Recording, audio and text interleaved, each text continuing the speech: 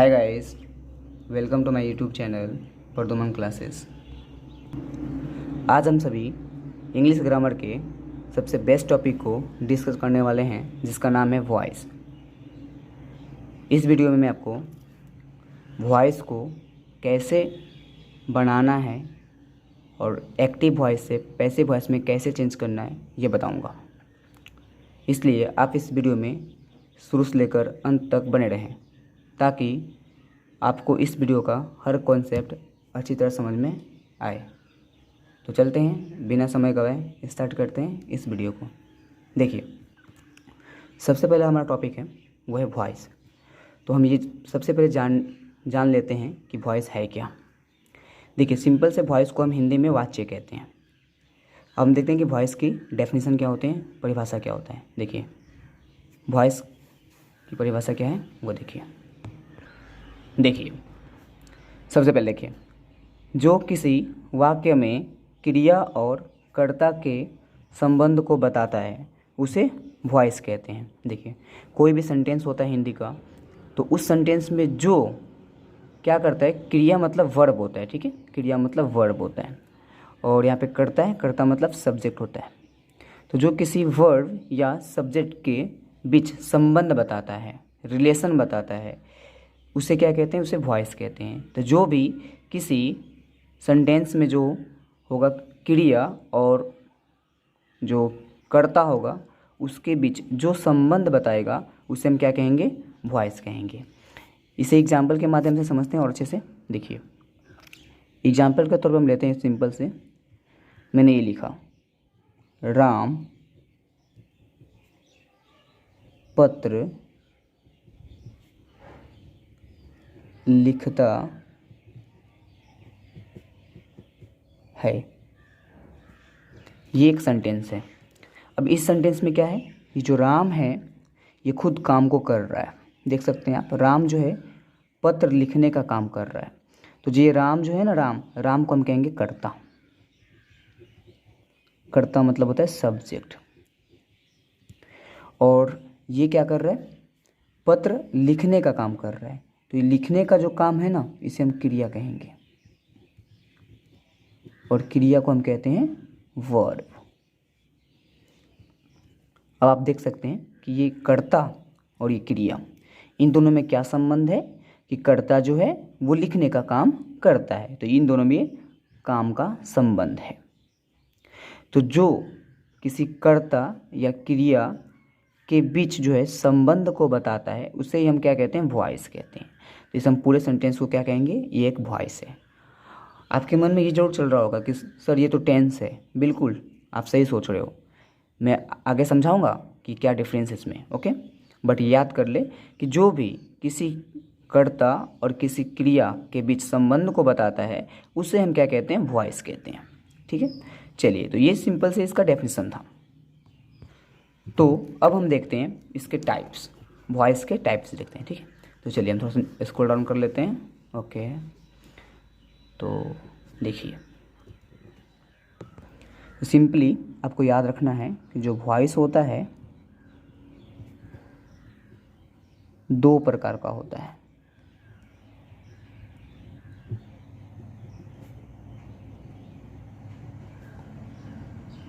तो वॉइस दो प्रकार के होते हैं। ठीक है, तो वॉइस को हम जान गए कि वॉइस जो है वो दो प्रकार के होते हैं। पहला कौन सा होता है वो देखिए, पहला होता है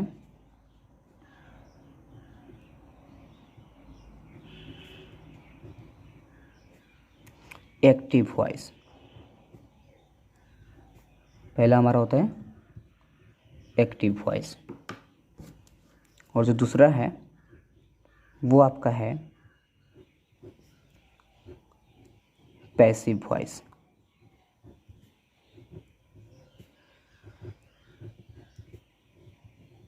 ये हमारे दो क्या होते हैं, हमारे वॉइस होते हैं। तो वॉइस हमारे दो प्रकार के होते हैं, जिसमें पहला है एक्टिव वॉइस और दूसरा है पैसिव वॉइस। एक और चीज़ देख लीजिए कि जो इस एक्टिव वॉइस को हम हिंदी में क्या कहते हैं वो देखिएगा। तो इस एक्टिव वॉइस को हम हिंदी में कहते हैं कृतवाच्य। कृतवाच्य। और मैं आपको बता दूं, इस कृतवाच्य में हम क्या करते हैं, हमेशा हम टेंस के बारे में पढ़ते हैं। टेंस का मतलब आपको पता है, टेंस का मतलब होता है काल। तो याद रहे आपको कि हम जो एक्टिव वॉइस है उसमें हम टेंस पढ़ते हैं। ठीक है, आपको दिखाई नहीं दे रहा होगा, ये देखिए एक्टिव वॉइस में हम टेंस पढ़ते हैं। ठीक है, याद रखिएगा। तो एक्टिव वॉइस में हम क्या पढ़ते हैं, टेंस पढ़ते हैं। गुड। और जो पैसिव होता है, पैसिव वॉइस, इसको हम कहते हैं देखिए, इसको हम कहते हैं कर्मवाच्य। कर्मवाच्य। अब देखिए इनके नाम में इसका आंसर आ जाता है आपका। क्या आंसर, देखिए ध्यान से। इसमें जो है ना आप पढ़ेंगे वॉइस पूरे प्रॉपर तरीके से। देखिए, कृतवाच्य मतलब कर्ता के द्वारा किए गए कार्य को बताया जाता है। कर्मवाच्य मतलब कर्म के द्वारा किए गए कार्य को बताया जाता है। तो इन दोनों में यही सबसे बड़ा डिफरेंस है। इसमें कर्ता के द्वारा किए गए कार्य को बताया जाता है और इसमें कर्म के द्वारा किए गए कार्य को बताया जाता है। अब देखिए, चूँकि मैं आपको बता दूं कि मैंने टेंस पूरा पढ़ा दिया है, तो आपका यहाँ से क्या हो जाएगा, एक्टिव वॉइस पूरा खत्म हो जाएगा। ठीक है, लेकिन फिर भी मैं चाहूँगा कि मैं इन दोनों का डेफिनेशन दे दूँ। ठीक है, चलिए तो हम देखते हैं अब आगे हमारा कि एक्टिव वॉइस हम किसे कहते हैं। तो देखिए, मैंने हेडिंग लगा लिया है कि एक्टिव वॉइस किसे कहते हैं। देखिए,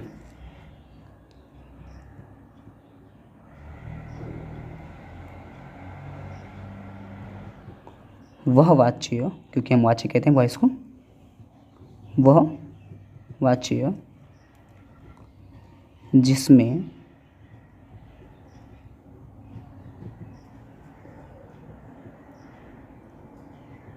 कोई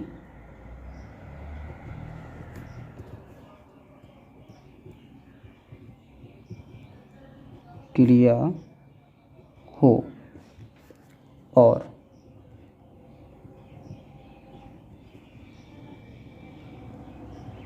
जिसमें कर्ता मतलब सब्जेक्ट के द्वारा किए गए कार्य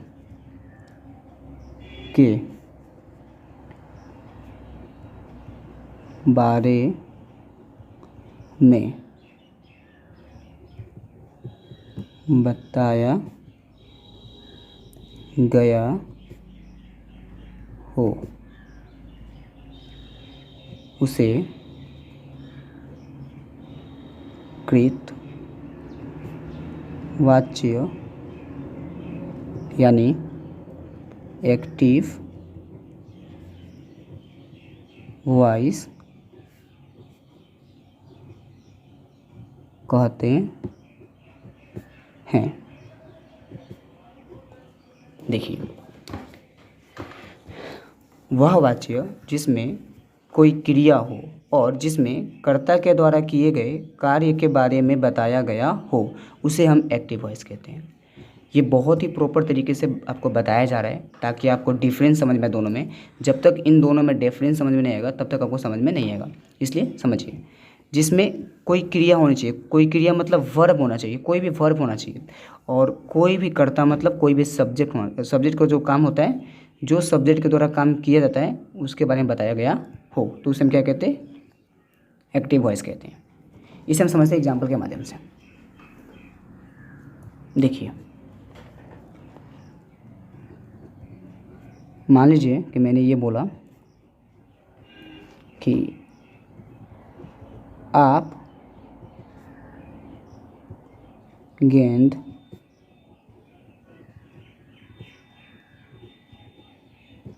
खेलते हैं। ठीक है, अब यहाँ पे मैंने ये बोला, तो आप गेंद खेलते हैं, इसमें कौन सा काम हो रहा है, तो खेलने का काम हो रहा है। अब ये खेलने का काम कौन कर रहा है, आप। तो ये जो आप है ना, ये कर्ता है, कर्ता मतलब सब्जेक्ट है। और क्या काम हो रहा है? खेलने का। तो जो खेलना है वो हमारा क्रिया है, तो क्रिया को हम कहते हैं वर्ब। ठीक है।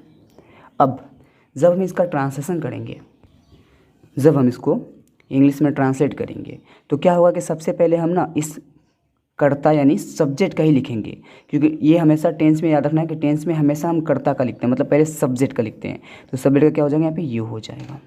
सिंपल। ये प्रेजेंट एंड डेफिनिट टेंस का है, तो हम इसको डायरेक्ट क्या करेंगे? पहले कर्ता की अंग्रेजी लिखते हैं, फिर क्रिया का पहला रूप लिखते हैं। तो इसमें क्या है? खेलना का होता है प्ले। ठीक है। ये गेंद को गिन सकते हैं, इसलिए इसके पहले ए लगाएंगे, फिर गेंद का होता है बॉल। इस तरह हम इसको ट्रांसलेट करेंगे। और तो ये हमारा इसका ट्रांसलेट हो चुका है। अब देखिए क्या दिक्कत, यहाँ पे ये कर्ता था और ये क्रिया था, और इन दोनों के बीच में क्या संबंध था कि कर्ता जो है वो खेलने का काम करता है, ये संबंध था। तो यह एक वाच्य हुआ, ये एक वॉइस हुआ जिसे हम कहते हैं एक्टिव वॉइस। और मैंने आपको अभी बताया था कि एक्टिव वॉइस का मतलब होता है, इस एक्टिव वॉइस का मतलब होता है टेंस। हम एक्टिव वॉइस में क्या पढ़ते हैं? टेंस पढ़ते हैं। ओके। और टेंस का हिंदी होता है काल। ठीक है। और ये मैंने पूरा आपको पढ़ा दिया है। अगर आपने टेंस के वीडियो नहीं देखे हैं तो पहले जाकर आप टेंस का वीडियो देखें, क्योंकि बिना टेंस समझे ये आपको आने वाला नहीं है। तो क्योंकि ये टेंस का प्रॉपरली जो है ना, ये जो पैसिव वॉइस है वो टेंस का पूरा दूसरा भाई है। अगर आपको ये एक्टिव वॉइस नहीं याद होगा तो पैसिव वॉइस बिल्कुल ही नहीं समझ में आएगा।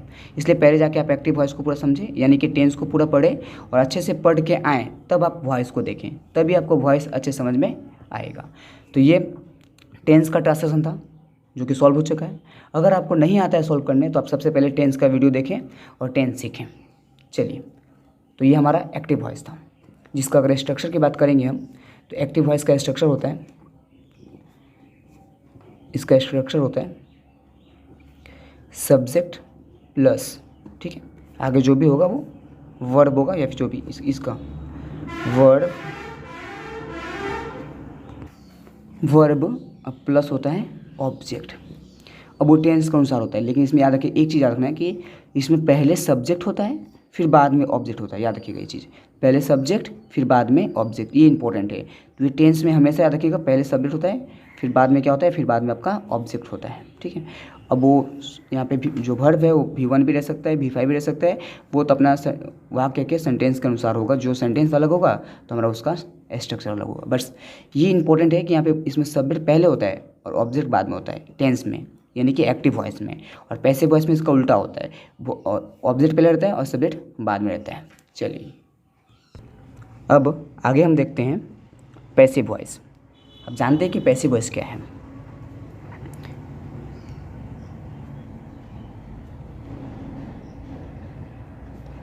वह वाच्य,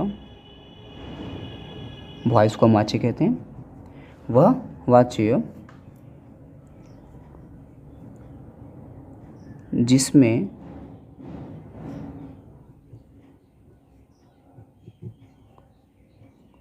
कोई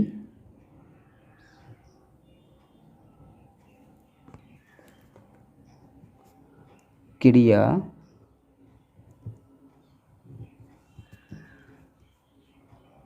हो और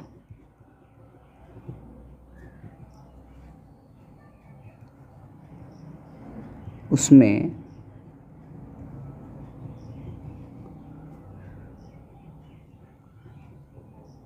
कर्ता के द्वारा नहीं बल्कि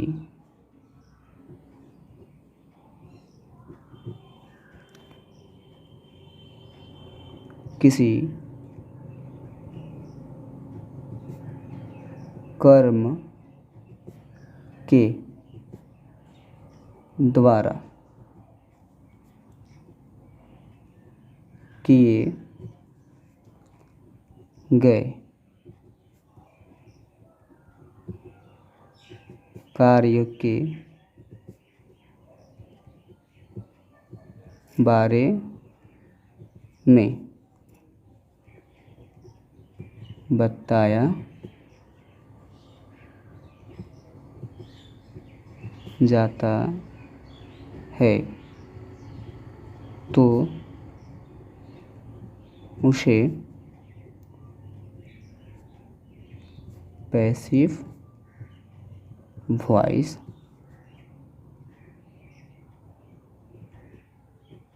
कहते हैं। देखिए,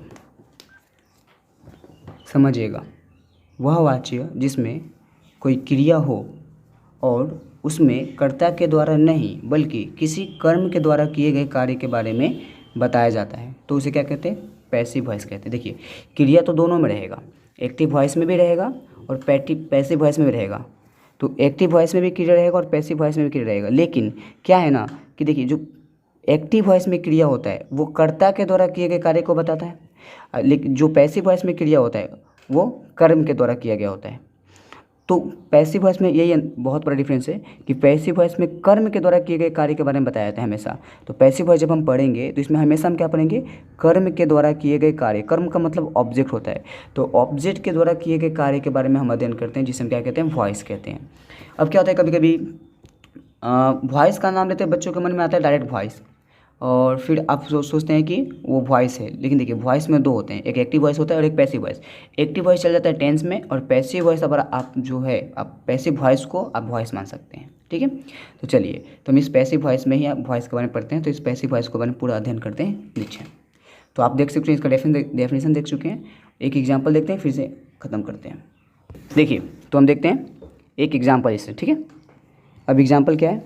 पैसिव वॉइस का ध्यान देंगे। देखिए,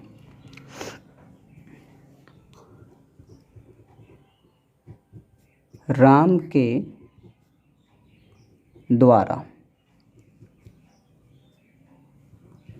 गेंद खेला जाता है। ठीक है, ये एक एग्जाम्पल है। अच्छा, आप थोड़ा सा ध्यान देंगे, यहाँ पे जाता है लगा है, ये भी प्रेजेंट एंड डेफिनिट टेंस है। बिल्कुल, ये प्रेजेंट एंड डेफिनिट टेंस है, लेकिन याद रखें यहाँ पे द्वारा लगा हुआ है। इसका मतलब ये वॉइस का सेंटेंस है। तो वॉइस में ये प्रेजेंट एंड डेफिनिट टेंस का सेंटेंस है। अब ये एक तरीके से और समझ सकते हैं कि वॉइस है। पहला तो है कि ये द्वारा लगा हो तो समझ में आ जाएगा। दूसरा क्या है? देखिए, राम के द्वारा गेंद खेला जाता है, तो जिसमें द्वारा लगा होगा वो हमारा क्या कहलाएगा? वॉइस कहलाएगा। ठीक है, अब देखिए, एक और कैसे समझ सकते हैं? ऐसे,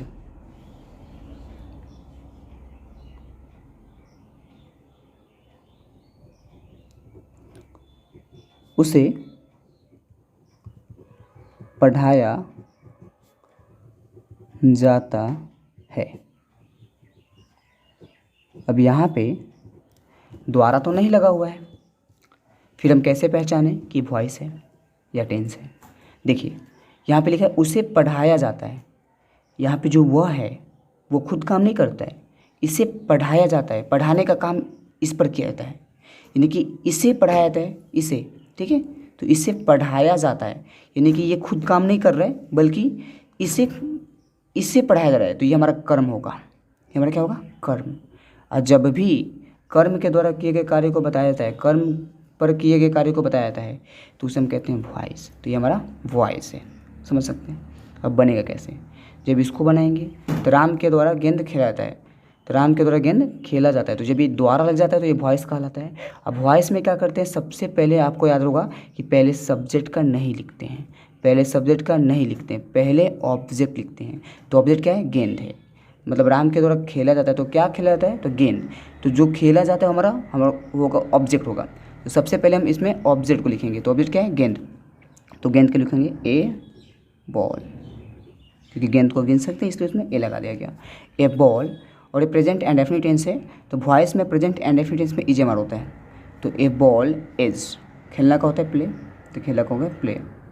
और वॉइस में हमेशा याद रखना है क्रिया का थर्ड रूप होता है, क्रिया का तीसरा रूप तो हो गया प्लेड। तो ए बॉल इज प्लेड, और यहाँ तक तो हो गया अपना खेला जाता है। अब ये जो बच गया राम के द्वारा, उसे बनाएंगे। सबसे पहले इसमें द्वारा का लिखेंगे बाई, फिर जो राम है उस राम को लिखेंगे बाई राम। तो इस तरह बन गया आपका a ball is played by Ram. तो याद रहे, अभी आपको समझ में आएगा कि कैसे हम चेंज कर रहे हैं। यहाँ पे देख सकते हैं आप ईजे लगा, और ये प्रेजेंट एंड डेफिनिट टेंस है। तो पहले अगर आपको टेंस याद होगा तो टेंस में आपको पता है कि डू डज होता है प्रेजेंट एंड डेफिनिट टेंस में।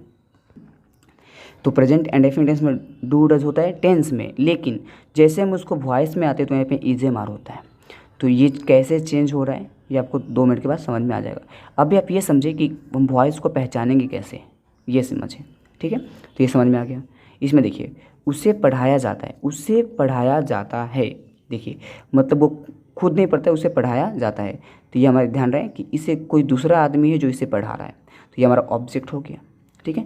ऑब्जेक्ट सबसे पहले लिखाता है तो ऑब्जेक्ट क्या हो जाएगा यहाँ पे ही, ठीक है। आपको दिख नहीं होगा, जस्ट वेट, ओके अब दिखेगा।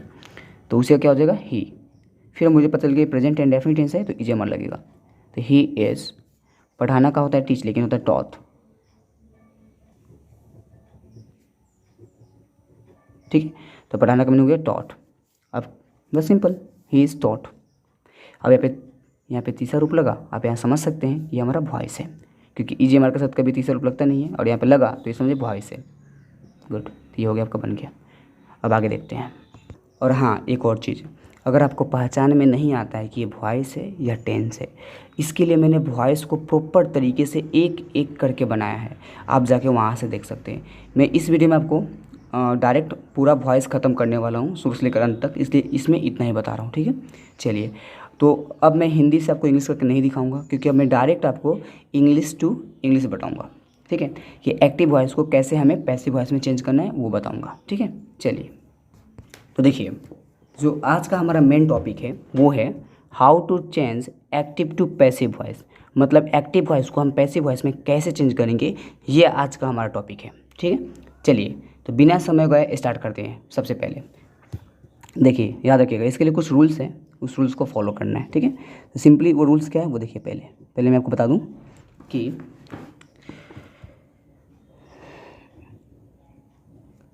एक्टिव वॉइस को पैसिव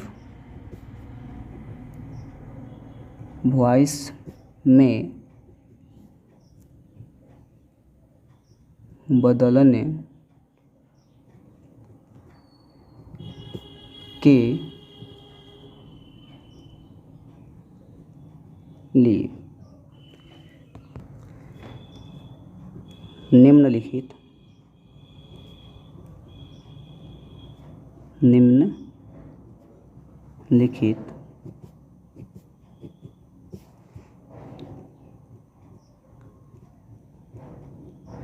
नियम का पालन करते हैं। तो जो नीचे नियम बताया जाएगा उन सब नियम को पहले पालन करना है एक्टिव वॉइस को पैसिव वॉइस में बदलने के लिए, ठीक है। पहला नियम क्या है वो देखिए।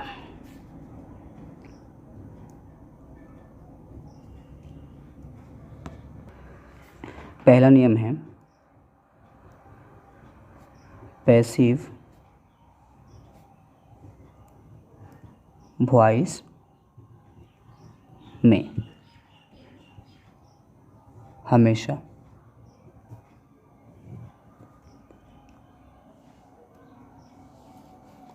सब्जेक्ट की जगह ऑब्जेक्ट और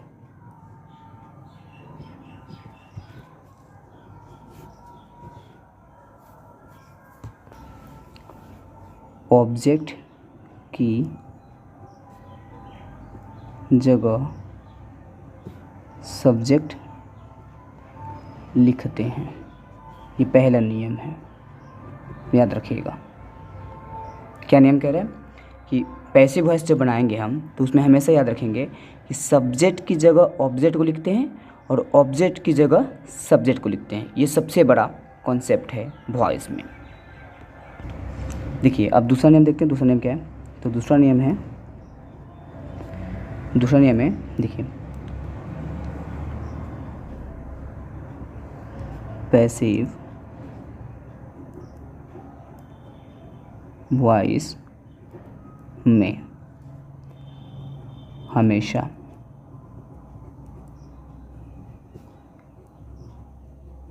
क्रिया का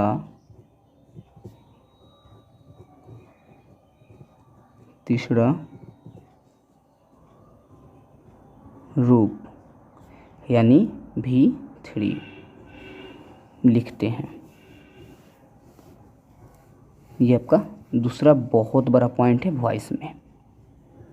वॉइस बढ़ाने के लिए इतना आपको याद होना चाहिए कि वॉइस में हमेशा याद रखिएगा, चाहे कोई भी टेंस हो, present indefinite, present continuous, present perfect, past indefinite, कोई भी, फ्यूचर इंडेफिनिट, कोई भी टेंस हो, याद ये रखना है कि उसमें हमेशा क्रिया का कौन सा रूप होगा, तीसरा रूप ही होगा। तो ये तो बहुत आसान हो गया। अब आपको डायरेक्ट याद रहेगा V3, क्रिया का तीसरा रूप लिखना है। चलिए आगे देखते हैं। देखिए तीसरा जो है बहुत इम्पोर्टेंट है। देखिए एक्टिव वॉइस, एक्टिव जो वॉइस, एक्टिव वॉइस वो देखिए subject plus verb plus object के रूप का होता है। मतलब ये कि जब आप एक्टिव वॉइस देखेंगे तो उसमें पहले सब्जेक्ट होता है, फिर बाद में कोई क्रिया, कोई वर्ब, हेल्पिंग वर्ब कोई भी होता है, फिर उसका ऑब्जेक्ट होता है। ठीक है, यहाँ पे वर्ब मतलब कोई भी हेल्पिंग वर्ब हो सकता है। ठीक है, अब ये पहले सब्जेक्ट, तब वर्ब, तब ऑब्जेक्ट होता है। जबकि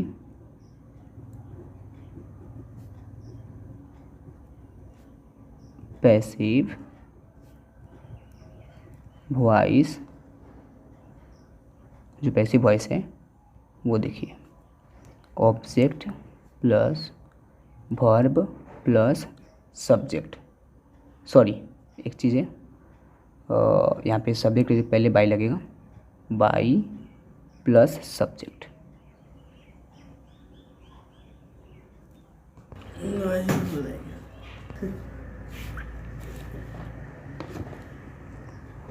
होता है।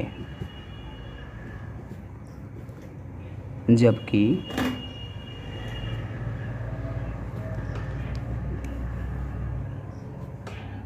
पैसिव वॉइस, देखिए यहाँ पे जगह नहीं कम पड़ेगा, इसे यहाँ पे लिख रहा हूँ। जो पैसिव वॉइस होता है वो देखिए object plus verb plus by plus subject के रूप का होता है। यहाँ पे मैं क्या करता हूँ ना, पैसिव वॉइस को पी भी लिख देता हूँ। ठीक, पैसिव वॉइस इस रूप का होता है। ठीक है, तो याद रखिएगा जो हमारा पैसिव वॉइस है वो इस रूप का होता है। अब क्या अंतर है दोनों में, देखिए यहाँ पे देख सकते सब्जेक्ट है तब वर्ब है तब ऑब्जेक्ट, यहाँ पे पहले ऑब्जेक्ट है तब वर्ब है, अब बीच में बाई है और तब सब्जेक्ट। अगर किसी भी सेंटेंस में बाई लगा हो तो आप समझ जाना कि वो वॉइस है, यानी पैसिव वॉइस है। अब एक थोड़ा डिनोट करने के लिए बता दूँ, देखिए क्या होता है ना, एक्टिव वॉइस को हम ए आप कोमा करके भी कह सकते हैं। ए मतलब एक्टिव, बी से मतलब वॉइस, एक्टिव वॉइस लिखते हैं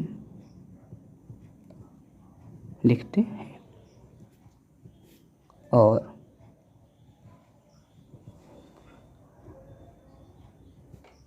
पैसिव वॉइस को पी भी लिखते हैं। ठीक है, चलिए ये हो गया। बस इतने हमारे आपके पॉइंट हैं जो कि एक्टिव वॉइस को पैसिव वॉइस बदलने में काम आएंगे। अब मैं आपके सामने कुछ सेंटेंस रखूँगा जिसे आप एक्टिव से पैसिव करना सीखेंगे या समझेंगे, क्योंकि सबसे पहले जो है ना वो समझना ज़रूरी है कि एक्टिव से पैसिव जो होता है वो होता कैसे है, क्या उसकी पहचान होती है, ये जानना ज़रूरी है। तो मैं कुछ आपके सामने सेंटेंस रख रहा हूँ। तो ये कुछ सेंटेंसेस हैं, क्या आप बता पाएंगे ये हमारा एक्टिव वॉइस का सेंटेंस है तीनों के तीनों, क्या आप बता पाएंगे कि इन तीनों का पैसिव वॉइस क्या होगा? नॉर्मल आपको हिंदी में बताना है, ये हिंदी में लिखा हुआ है, आपको हिंदी में बताना है। यदि नहीं तो देखिए यहाँ पे लिखा हुआ है वह किताब पढ़ रहा है, वह किताब पढ़ रहा है। वह कोई आदमी होगा, कोई भी चीज़ होगा, वो खुद काम को कर रहा है, इसका मतलब ये करता है। तो यहाँ पे कर्ता के द्वारा किए गए कार्य के बताया, इसका मतलब ये एक्टिव वॉइस है। मैं इसको बोल सकता हूँ, ऐसे बोल सकता हूँ, उसके द्वारा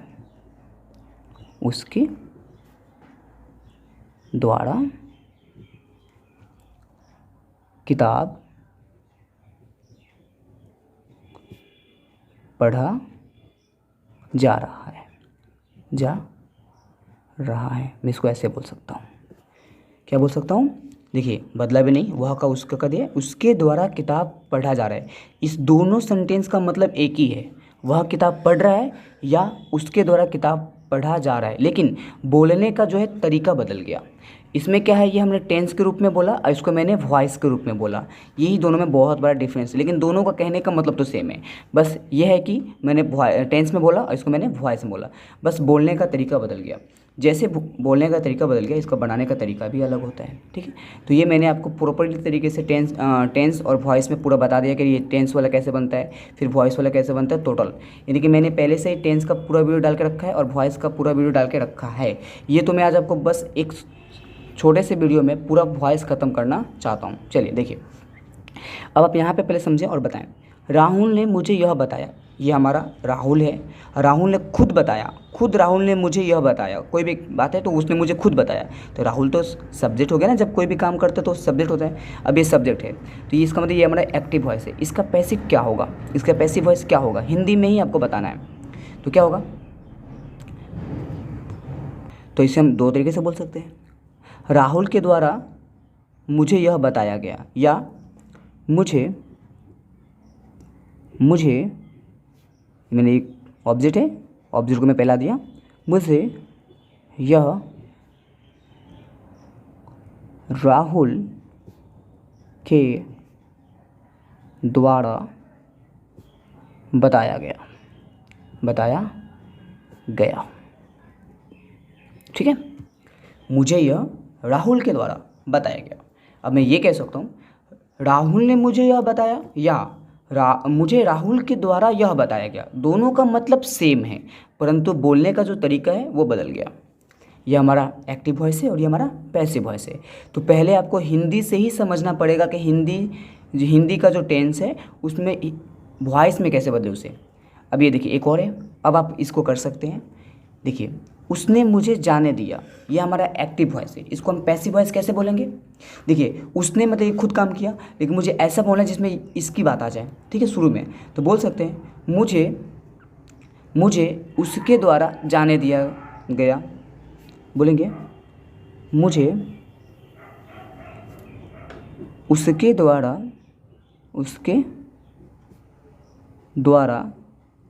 जाने दिया गया, ठीक है। तो इस तरह हमने क्या किया कि एक्टिव वॉइस को पैसिव वॉइस में बदला। तो ये तो हिंदी का था, लेकिन इंग्लिश से कैसे बदलना है वो देखिए। मैं फिर बता रहा हूँ, जिन्होंने टेंस पढ़ के रखा है ये बात उन्हीं को समझ में आएगी। जो टेंस नहीं पढ़े हैं उनको वॉइस समझ में नहीं आएगी। कृपया आप जाके टेंस पढ़ लें, तब आप इस वीडियो को देखें। चलिए आगे, बहुत इंपॉर्टेंट है। अब देखिए, अब हम देखेंगे कि जो हमारा वॉइस है उस एक्टिव वॉइस को पैसिव वॉइस बदलने के कितने नियम होते हैं और क्या होते हैं, ठीक है। चलिए तो चलते हैं। तो देखिए जो एक्टिव वॉइस को पैसिव वॉइस में बदलने के लिए मुख्य 5 नियम होते हैं, याद रखिएगा। एक्टिव वॉइस को पैसिव वॉइस में बदलने के लिए मुख्य 5 नियम होते हैं। देखिए पहला जो है वो है आपका टेंस है, कि हम टेंस से हम क्या करेंगे कि उसको पैसिव वॉइस में बदलेंगे। तो पहला हमारा टेंस होता है, तो पहला टेंस को होता है पैसिव वॉइस में बदलना। दूसरा देखिए, दूसरा आपका होता है modal verb. Model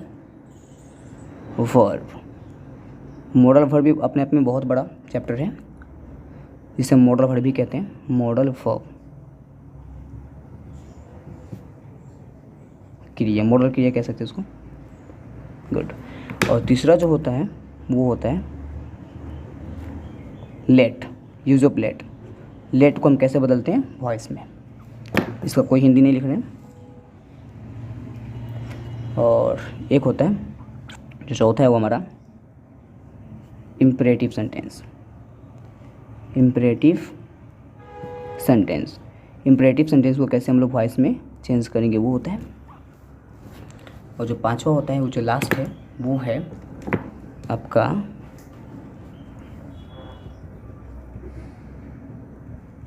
इन्फाइनेटिव words, इन्फाइनेटिव्स। Okay, तो ये इन्फाइनेटिव सेंटेंस होता है जो कि हमारे 5 होते हैं। इन पांचों को हम क्या करेंगे वॉइस में कैसे बदलते हैं वो सीखेंगे। लेकिन आज के इस वीडियो में हम केवल टेंस की बात करने वाले, ठीक है। तो हम केवल टेंस के बारे में बात करेंगे क्योंकि वीडियो बहुत लंबा हो चुका है। तो हम टेंस को वॉइस पैसिव वॉइस में कैसे बदलते हैं, इसके लिए मैंने एक प्रॉपर तरीके से चार्ट बना के रखा है। वो चार्ट मैं आप सभी के सामने रखता हूँ। तो देखिए ये आपका टेंस का ये आपका चार्ट है, देखिए समझिए इसको। तो यदि जो हमारा हो वो प्रेजेंट एंड डेफिनिट टेंस का ट्रांसलेशन हो, अगर प्रेजेंट एंड डेफिनिट टेंस, देखिए प्रेजेंट एंड डेफिनिट टेंस का पहचान होता है ता हैं, ती हैं, ते हैं। और प्रेजेंट एंड डेफिनिट टेंस में एक्टिव वॉइस की बात करेंगे, ये एक्टिव वॉइस की। तो एक्टिव वॉइस में डू डज प्लस V1 या V5 होता है। जैसे हम इसको एक्टिव वॉइस को बदलते हैं पैसिव वॉइस में, ये डू डज जो है वो डू डज बदल जाता है इज MR में। और यहाँ पे देखिए V1 V5 है वो बदलता है V3 में बदल जाता है, ठीक है, याद रखेंगे। सेकंड है present continuous tense. Present continuous tense का जो पहचान होता है वो है रहा है, रही हैं, रहे हैं। तो जिसमें रहा है, रही हैं, रहे हैं लगा होता है उसे हम कहते हैं प्रेजेंट कंटिन्यूअस टेंस। और प्रेजेंट कंटिन्यूअस टेंस का एक्टिव वॉइस जो होता है वो होता है इज MR प्लस V4, मतलब ये टेंस होता है। यहाँ पे देखिए एक्टिव वॉइस का मतलब टेंस है, ठीक है, ये टेंस होता है। तो टेंस में इज MR के साथ क्रिया का चौथा रूप लगता है। लेकिन जैसे हम इसको पैसिव वॉइस में बदलते हैं, मतलब वॉइस में बदलते हैं, तो देखिए इज MR का तो इज MR रहता है सेम। इज MR यहाँ पे देखिए इज MR है, ठीक है।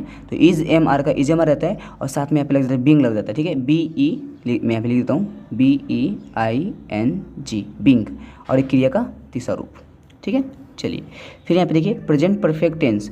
प्रेजेंट परफेक्ट टेंस का पहचान होता है चुका है, चुकी हैं, चुके हैं, ये इसका पहचान होता है। और प्रेजेंट परफेक्ट टेंस का जो टेंस होता है, टेंस में क्या होता है कि प्रेजेंट परफेक्ट टेंस हो तो उसमें हैव हैज का प्रयोग करते हैं और क्रिया का तीसरा रूप लिखते हैं, ये एक्टिव वॉइस हो गया। जब इसको हम पैसिव वॉइस में बदलते हैं तो हैव हैज रहता है और साथ में क्या लग जाता है, तो बिन लग जाता है। क्या लगता है, बिन लग जाता है। और क्रिया का तीसरा रूप, हमेशा इसमें क्रिया का तीसरा रूप ही रहने वाला है। फिर ये प्रेजेंट परफेक्ट कंटिन्यूअस टेंस। देखिए वैसे तो कहा जाता है कि ये जो है ये हमारा जो है यहाँ पे मार्क लगा रहा हूँ मैं इसको, आप इसको कल देख लें, मैं बताऊँगा बाद में कि ये प्रेजेंट परफेक्ट टेंस नहीं होता है कहा जाता है। लेकिन देखिए होता है, लेकिन बहुत कम होता है, ना के बराबर होता है। समझिए कि बहुत कम होता है, मतलब 100 में एक ऐसा ट्रांसलेशन होगा जो इससे आएगा जिसे वॉइस में चेंज करना होगा। लेकिन ऐसा नहीं कि होता नहीं, लेकिन बहुत कम होता है। ये कह सकते हैं कि नहीं होता है, बस ना के बराबर होता है, ठीक है। देखिए प्रेजेंट परफेक्ट कंटिन्यूअस टेंस, ता रहा है, ती रही है, ते रहे हैं, या किसी खास समय का बोध हो, ये इसका पहचान होता है। और इसमें टेंस में जाएंगे तो हैव प्लस बिन होता है, अब प्लस क्रिया का चौथा रूप होता है। जब हम इसको वॉइस में बदलते हैं तो हैव प्लस बिन तो रहता है और साथ में एक लगा देते हैं, बिंग लगा देते हैं, और क्रिया का तीसरा रूप। फिर पास्ट एंड डेफिनिट टेंस जैसे बात करेंगे तो इसका पहचान होता है ता था, ती थी, ते थे। और इसमें टेंस की बात करते तो did plus V1 plus V2 का प्रयोग करते हैं, डिड का प्रयोग करते हैं, फिर V1 V2 का प्रयोग करते हैं। जैसे इसको वॉइस में चेंज करते हैं तो डिड बदल जाता है वाज वेयर में और क्रिया का तीसरा रूप होता है। जैसे यहाँ पे डू बदल गया इज MR में, उस तरह डिड बदलता है वाज वेयर में और क्रिया का तीसरा रूप।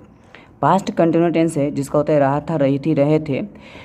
और इसका टेंस में देखेंगे तो वाज वेयर प्लस क्रिया का चौथा रूप होता है। अब वॉइस के लिए इसको चेंज करेंगे वॉइस में तो वाज वेयर का वाज वेयर रहेगा और साथ में क्या लगा देंगे, बिंग लगा देंगे। जब भी कंटिन्यूस आएगा वहाँ पे बिंग लगेगा, जहाँ पे कंटिन्यूस आएगा वहाँ पे बिंग लगेगा, और क्रिया का तीसरा रूप। प्रेजेंट परफेक्ट टेंस होता है तो चुका था, चुकी थी, चुके थे, इसका पहचान होता है। और इसमें लगता है हैड। टेंस की बात करें तो हैड प्लस क्रिया का तीसरा रूप लगता है। लेकिन जैसे हम इसको वॉइस में बदलते हैं तो होता है had plus been, had plus been, अब बिन प्लस क्रिया का तीसरा रूप, मतलब यहाँ पे हैड रहेगा और हैड के साथ बिन लग जाएगा।